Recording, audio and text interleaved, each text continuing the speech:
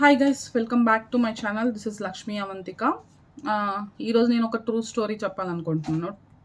True story ఎందుకు అని అంటున్నానంటే, ఈరోజు ఇది నేను విన్న విషయం అనమాట. మీ అందరితో షేర్ చేసుకోవాలని అనిపించింది. అంటే సొంత వాళ్ళే శత్రువులు అవుతే ఎలా ఉంటుంది అన్న దాని గురించి.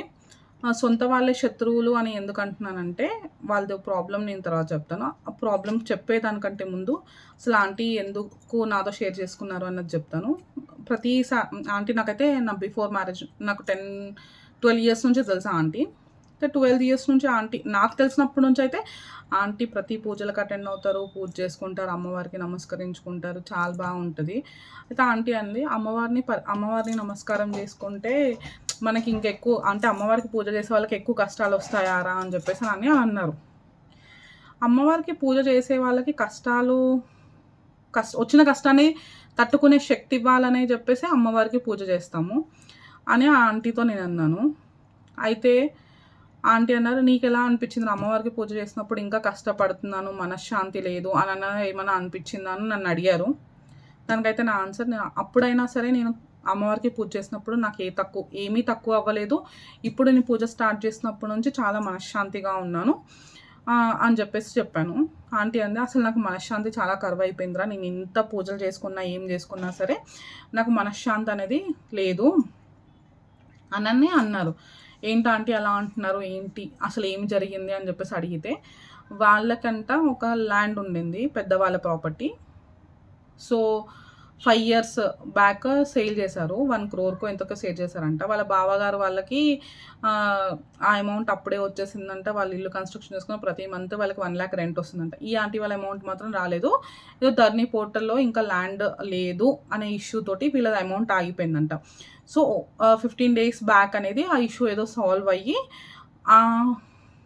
రావాల్సిన అమౌంట్లో నుంచి ఒక 15 lakhs వచ్చాయంట. డబ్బులు వచ్చాయి కదా, డబ్బులు వచ్చిన తర్వాత ఇంకా కష్టం అనడానికి ఏం కష్టం ఉంది అనొచ్చు. అసలు డబ్బు వచ్చింది. ఆంటీ ఏం చేశారు, సొంత వాళ్ళని నమ్మేసి ఆ డబ్బులు వాళ్ళ దగ్గర పెట్టారు. అప్పుడు వచ్చిన కష్టం అనమాట ఇది. డబ్బులు ఇచ్చింది ఎవరు? వాళ్ళ బావవారి వాళ్ళ కొడుకు. అంటే వీళ్ళ అంకుల్ వాళ్ళ అన్నయ్య వాళ్ళ కొడుకు డబ్బులు ఇచ్చాడు. డబ్బులు ఆంటీ తీసుకున్న తర్వాత ఎక్కడ పెట్టారు? వాళ్ళ బావగారు ఇంట్లో పెట్టారు. ఈ ఆంటీ వాళ్ళది ఇక్కడే సిటీలో అనమాట. సో ఊర్లోకి వెళ్ళి డబ్బులు తీసుకున్న తర్వాత వెంటనే అక్కడ నుంచి జర్నీ చేయలేము కాబట్టి అంత డబ్బు ఒక ఆంటీ దగ్గర ఉంటే బాగుండదని, పెద్దవాళ్ళు కదా అని చెప్పేసి వాళ్ళ బావగారికి ఇచ్చి దాచండి, రేపు పొద్దున్న మేము తీసుకుంటా అని చెప్పేసి అన్నారంట. సో ఇందులో వచ్చిన కష్టం ఏంటి అని అంటే, ఆంటీకి ఎప్పుడైతే డబ్బులు ఇచ్చారో అది కౌంటింగ్ మిషన్లో కౌంట్ చేసే ఇచ్చారంట. కౌంట్ చేసి ఇచ్చినప్పుడు 15 lakhs వచ్చాయి. తర్వాత నెక్స్ట్ డే ఆంటీ తీసుకున్నప్పటికీ అందులో నుంచి 67,000 తక్కువ అయ్యాయంట. 67,000 తక్కువ అయితే వాళ్ళ బావగారిని అడిగితే, అది నీ అదృష్టం, మేమేం చేయాలి అని అన్నారంట. అయితే వాళ్ళ బావగారు వాళ్ళ కొడుకు ఏమన్నారు, కౌంటింగ్ మిస్టేక్ అవ్వడానికి ఏముంది, మీ ముందే కౌంట్ చేసి మీ ముందే మిషన్లో పెట్టి మిషన్ కౌంట్ చేసి ఇచ్చాను, సో మిషన్ ఏమన్నా తప్పు చెప్తుందా అని చెప్పేసి వాళ్ళ బావగారు అని అన్నారు. వాళ్ళ బావగారు వాళ్ళ కొడుకు అన్నాడు. సో ఆ అంకుల్ ఏమో, నీ కర్మ ఇంకేం చేయలేము అని చెప్పారంట. అసలు ఇచ్చిన వాళ్ళు కరెక్ట్గా ఇస్తే, పెట్టుకున్న అతను కరెక్ట్గా పెట్టుకుంటే ఈ మధ్యలో 67,000 అనేది ఎలా లాస్ అవుతుంది? అది అసలు వాళ్ళు ఇచ్చుంటే మేబీ ఇచ్చిన అతను తక్కువ ఇచ్చి ఉండాలి, లేదు వీళ్ళ ఇంట్లో పెట్టినందుకు వీళ్ళు ఏమైనా తీసుకొని ఉండాలి. సో ఆంటీ అదే విషయం అడిగితే, ఎట్లా పోతాయి 67,000 కౌంటింగ్లో నుంచి? పోనీ 2-3,000 అట్లీస్ట్ కౌంట్లో పోయిందంటే అనుకోవచ్చు, 67,000 కౌంటింగ్లో నుంచి పోవు కదా అని చెప్పేసి అంటే చాలా బాధపడుతున్నారు. వాళ్ళు అడిగితే నీ కర్మ, ఇంకా మేమేం చేయలేమని చెప్పారంట. ఇంకా అక్కడ సొంత వాళ్ళు ఉండి ఏం లాభం? సొంత వాళ్ళు మన వాళ్ళు అని